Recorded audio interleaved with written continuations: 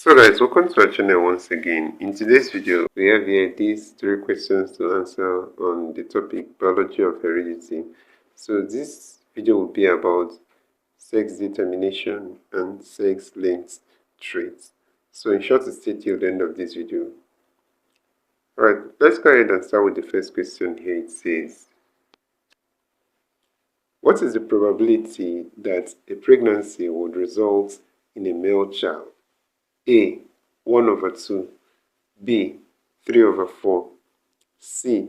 1, D. 1/4. So guys, the answer here is 1/2. The probability that a pregnancy would result in a male child is 1/2. So in humans, the sex cells will always have the X chromosome and the Y chromosome for the male, whereas it's X and X for the female. So at each point,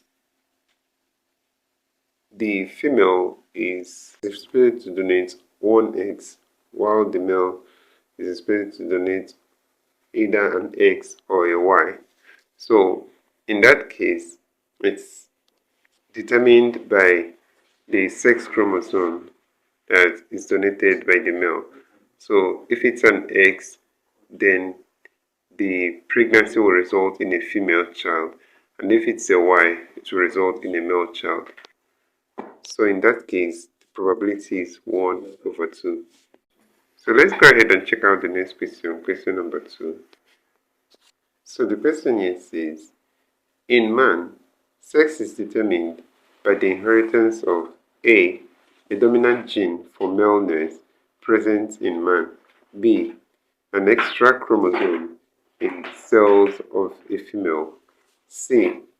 2 similar X chromosomes in the female and X and Y chromosome in the male, D. a pair of homologous chromosomes. So guys, the answer to this question is option C here. 2 similar X chromosomes in the female and X and Y chromosomes in the male. So let's check out the next question, question number 3. So the next question here says, in the family of 8, all the children are girls. Which of the following reasons is correctly explains this? A. The woman cannot produce male children. B. The Y component of the man's sex chromosome was always involved. C. The S component of the man's sex chromosome was always involved. And D. The man has low sperm count. So guys, the answer to this question is option C here. The X component of the man's sex chromosome was always involved. And that's it for that question. So this is where we end this video for today. If you enjoyed this lesson, please give it a thumbs up. Don't forget to subscribe to this channel if you're not yet a subscriber. Also, if you have any specific question regarding this video, you can drop your question on the comment section below and we'll ensure to give you a response. We also want to encourage you to join our YouTube channel and community by hitting the join button below, and we'll see you right there. Thank you once again for watching this video. See you on the next one.